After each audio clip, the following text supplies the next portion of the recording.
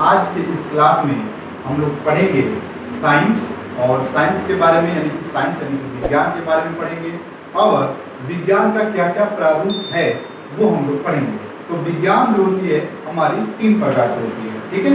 विज्ञान को अधिकांशतः 3 भागों में बांटा गया है।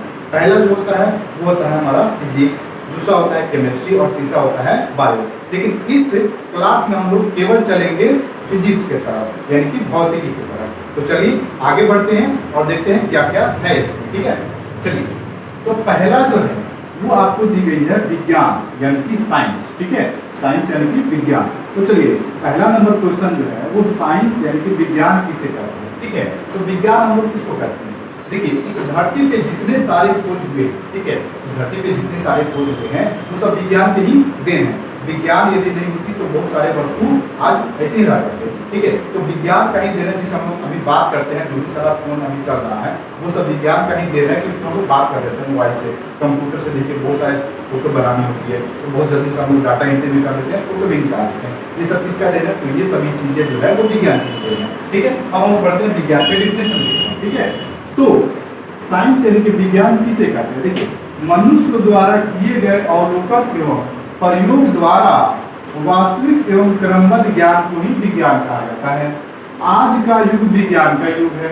विज्ञान से अनेकों प्रकार के लाभ हुए हैं, किसको? मनुष्य को, ठीक है। क्या क्या लाभ हुए हैं? देखिए, इस आविष्कार हुआ रेडियो का, मोबाइल का, कंप्यूटर का, ठीक है। ये सब किसका देन है जी? तो ये सब विज्ञान का ही देन है। अब हम लोग बढ़ते हैं आगे, यानी कि हम लोग को इस चैप्टर में स्टार्ट करनी है भौतिकी, ठीक है। भौतिकी यानी कि जिसको हम कहते हैं हिंदी में फिजिक्स, ठीक है। तो पहला जो है आपका क्वेश्चन खत्म हो गया, साइंस यानी कि विज्ञान। दूसरा जो है वो आपका है फिजिक्स यानी कि भौतिकी किसे कहते हैं, ठीक है। तो भौतिकी किसको कहेंगे जी? देखिए, भौतिक विज्ञान की वह शाखा जिसके माध्यम से, ठीक है, जिसके माध्यम से प्रकृति एवं प्रकृति में घटने वाली घटनाओं की जानकारी प्राप्त कर ज्ञान किया जाता है, जानकारी प्राप्त करके अध्ययन किया जाता है, ज्ञान प्राप्त किया जाता है, उसको हम क्या बोलेंगे जी? तो उसको बोलेंगे हम लोग फिजिक्स यानी कि भौतिकी। अब देखिए, ये आपका फिजिक्स डिफिनेशन था वो खत्म हो गया, ठीक है। उसके बाद आप लोग देखें साइंस का जो डिफिनेशन था वो खत्म हो गया। अब फिजिक्स में हम लोग को पढ़नी है पहली चैप्टर, ठीक है। पहला चैप्टर जो पढ़ना है उस चैप्टर का नाम है लाइट यानी कि प्रकाश। तो देखिए, इस दुनिया में यदि कोई भी वस्तु यदि देखनी है तो बिना लाइट के आप नहीं देख सकते हैं। आपको उस वस्तु पे प्रकाश पड़ना जरूरी होता है। प्रकाश आएगा तो आप उसको देख सकते हैं। तो प्रकाश हमारे जीवन के लिए बहुत ही महत्वपूर्ण है और प्रकाश एक प्रकार की ऊर्जा है। तो चलिए हम लोग बढ़ते हैं इसमें और देखते हैं प्रकाश का डिफिनेशन क्या है, ठीक है। चलिए, तो देखिए 3 नंबर में प्रकाश क्या है तथा इसका वेग कितना होता है, ठीक है। तो प्रकाश एक प्रकार का ऊर्जा होता है। जो प्रकाश जो है हमेशा सीधी रेखा में गमन करती है, जो सीधी रेखा में गमन करती है यानी चलती रहती है। इसमें विद्युत चुंबकीय तरंग होती है और इसका वेग 3 × 10⁸ मीटर पर सेकेंड होता है, ठीक है। यानी कि प्रकाश जो होती है वो सीधी रेखा में गमन करती है और इसका स्पीड जो है वो 3 × 10⁸ मीटर पर सेकेंड होता है, ठीक है। अब हम इसको आगे बढ़ेंगे, इसके आगे देखेंगे इसका गुण क्या क्या है, ठीक है। तो चलिए देखते हैं गुण क्या क्या है। पहला जो गुण है वो है प्रकाश ऊर्जा का एक रूप होता है, ऊर्जा का एक रूप होता है, ठीक है। अगला 2 नंबर, प्रकाश एक विद्युत चुंबकीय विकिरण होता है, ठीक है।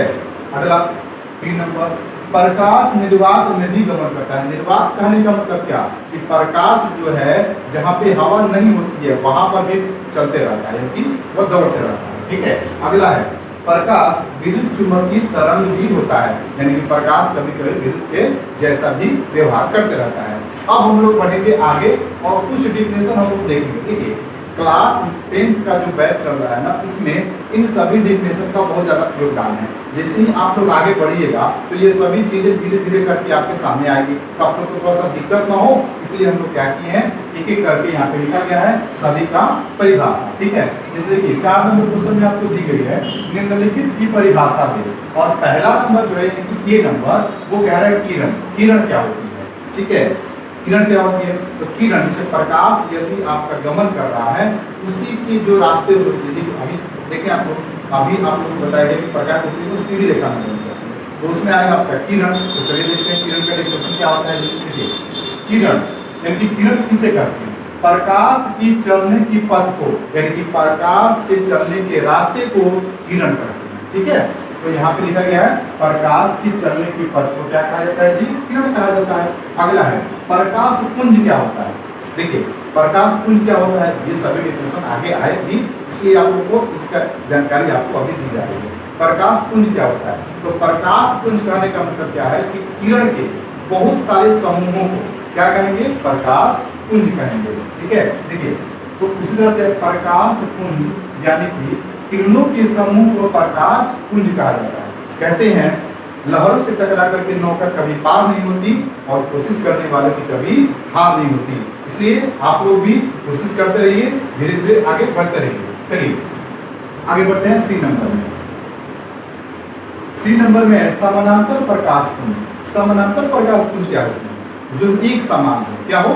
एक समान हो, उसको हम कहते हैं समानांतर प्रकाश पुंज, यानी कि एक बराबर जो चलती रहती है। ठीक है, अब देखते हैं इसका डिफिनेशन क्या है।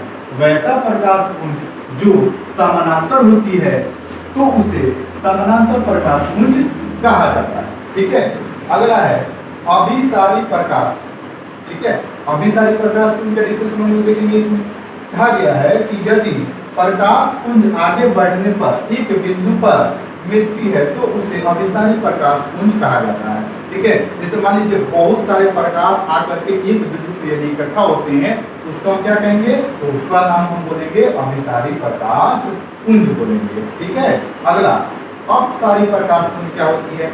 अपसारी प्रकाश पुंज कहने का मतलब क्या होता है कि एक जगह से बहुत सारे प्रकाश निकलने शुरू हो जाए, उसको हम बोलेंगे अपसारी प्रकाश पुंज। ठीक है, अब देखिए इसका डिफिनेशन देखते हैं कि वैसे प्रकाश पुंज जिनके या फिर जिसके किरणों एक बिंदु से या फिर जिसकी किरणें एक बिंदु से आगे फैलती है तो उसे अपसारी प्रकाश पुंज कहा जाता है। आपको देखिए यहाँ पे डेफिनेशन दिया गया है। एक बिंदु है, यहाँ पे एक टॉर्च जलाए और यहाँ से लाइट निकलना शुरू हो गया, तो इसको हम क्या बोलेंगे? अपसारी प्रकाश पुंज। ठीक है, और क्या किए कि बहुत सारे लाइट को यदि जला दिए और उसको एक बिंदु पे फोकस कर दिए, जैसे मान लीजिए बहुत सारे टॉर्च हमारे पास है, एक यहाँ से जला दिए, यहाँ से जला दिए, यहाँ से जला दिए और सबको एक बिंदु पे फोकस कर दिए, तो उस स्थिति में हम बोलेंगे अभिसारी प्रकाश पुंज बोलेंगे। ठीक है, अगला है पारदर्शी पदार्थ क्या होती है? पारदर्शी पदार्थ यानी कि वैसे पदार्थ जिनसे प्रकाश की किरणें आसानी से आर पार चली जा सके। ठीक है, आ सके और जा सके, उसको हम बोलेंगे पारदर्शी पदार्थ। ठीक है, अब देखते हैं डिफिनेशन। पारदर्शी पदार्थ वैसे पदार्थ जिनसे होकर प्रकाश की किरणें आर पार गुजरती है तो उसे पारदर्शी पदार्थ कहा जाता है। ठीक है, वैसे आप यहाँ पे एग्जाम्पल आप दे सकते हैं, क्या क्या हो सकता है? जैसे मैं आपको देखिए पानी, जल, शीशा, ये सभी चीजें क्या हो सकती है? पारदर्शी पदार्थ होती है जिसे आप आर पार देख सकते हैं। ठीक है, अब आते हैं अपारदर्शी पदार्थ। अपारदर्शी पदार्थ किसको कहते हैं? यानी कि वैसे पदार्थ जिनसे होकर के प्रकाश की किरणें आर पर नहीं जाती है या फिर आर पर नहीं गुजरती है, तो उसको क्या बोलेंगे? अपारदर्शी पदार्थ बोलेंगे। जैसे में क्या हो सकता है? तो जैसे में आपका हो सकता है लकड़ी, लोहा, प्लास्टिक, ये सभी चीजें हो सकती हैं। अब आते हैं हम डिफिनेशन पे, यानी कि अपारदर्शी पदार्थ वैसे पदार्थ जिनसे होकर प्रकाश की किरणें आर पार नहीं गुजरती है तो उसे अपारदर्शी पदार्थ कहा जाता है। जैसे में आपका हो जाएगा लकड़ी, लोहा इत्यादि, बहुत सारे हो सकते हैं। ठीक है, अगला पारभासी पदार्थ। अब पारभासी पदार्थ क्या होते हैं? तो वैसे पदार्थ जिनसे प्रकाश के कुछ अंश तो पार हो जाए लेकिन बाकी अधिक से अधिक जो है उसको पार न करे, यानी प्रकाश के कुछ अंश जो है उस वस्तु को पार करके आगे की तरफ चल जाए, उसको हम बोलेंगे पारभासी पदार्थ। ठीक है, आप देखते हैं हम लोग डिफिनेशन। डिफिनेशन क्या है? पारभासी पदार्थ क्या होती है? देखिए वैसे पदार्थ जिनसे होकर के प्रकाश के कुछ अंश गुजरते हैं तो उसे पारभासी पदार्थ कहा जाता है। जैसे आप एग्जाम्पल के तौर पे क्या हो सकता है? आप एक कागज ले लीजिए, ठीक है, उस कागज को तेल में भिगो दीजिए और भिगोने के बाद उसको बाहर निकालिए और उसके बाद एक टॉर्च उसके ऊपर जलाइए। जलाने के बाद क्या होगा कि प्रकाश के जो कुछ अंश जो है ना वो उस कागज को पार कर जाएंगे और अधिकांशतः जो प्रकाश है वो बाहर ही रह जाएंगे, यानी कागज के इस साइड ही रुक जाएंगे, जिससे हमारा स्पष्ट होता है वो क्या है? पारभासी पदार्थ है। और कागज जो है भीगा हुआ, जो कागज जो है तेल में भीगा हुआ, वो क्या काम करता है जी? पारभासी पदार्थ का कार्य करता है। ठीक है, अब हम यहाँ पे जैसे में दिया गया है तेल लगा हुआ कागज। ठीक है, अब बढ़ते हैं आगे। अगला है आई नंबर जो है वो छाया। छाया क्या होती है वो देखिए। छाया जो है ना वो कोई भी अपारदर्शी जो पदार्थ होती है उससे बनने वाली अंधेरा, तो अंधेरा क्षेत्र जो बनेगा उसी को हम कहते हैं छाया। ठीक है, अब देखिए यहाँ पे जो है छाया का डिफिनेशन क्या दिया गया, देखिए जब प्रकाश किसी अपारदर्शी वस्तु को पार नहीं कर पाती है तब जो अंधेरा क्षेत्र बनता है उसे छाया कहते हैं। वैसे पदार्थ जिनसे प्रकाश की किरणें आर पार नहीं होती है, या फिर अपारदर्शी वस्तु जिससे प्रकाश की किरणें आर पार नहीं होती है, ठीक है, और उससे अंधेरा क्षेत्र जो बनता है उसको हम बोलेंगे छाया। ठीक है, तो यहाँ पे हम लोग का हो गया डिफिनेशन छाया का क्लियर। छाया जब प्रकाश किसी अपारदर्शी वस्तु को पार नहीं कर पाती है तब जो अंधेरा क्षेत्र बनता है उसे छाया कहा जाता है।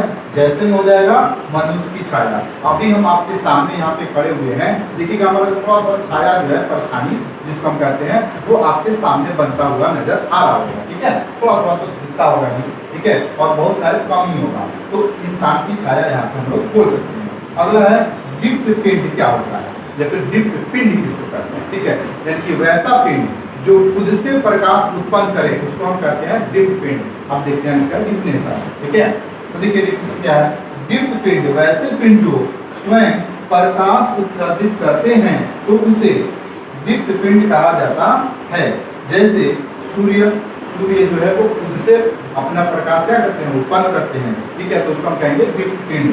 अब आते हैं के नंबर में दिया गया अदीप्त पिंड।